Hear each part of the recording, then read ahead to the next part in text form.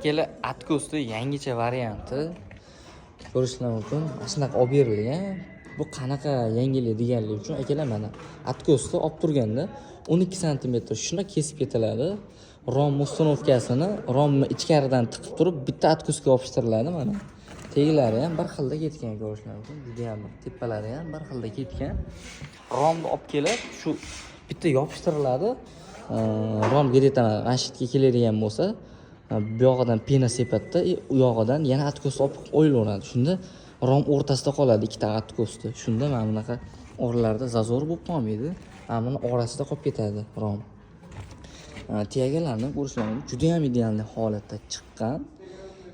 Patagoniyalari ham, toshli razmerlarni ham tashlab ketilgan. Kimga shunaqa Atkos, suvoq, sementoy tega xizmatlari kerak bo'ladigan bo'lsa, bemalol aloqaga chiqaverasizlar. Ishlarni mana shunaqa ideal holatda bitkazib beramiz.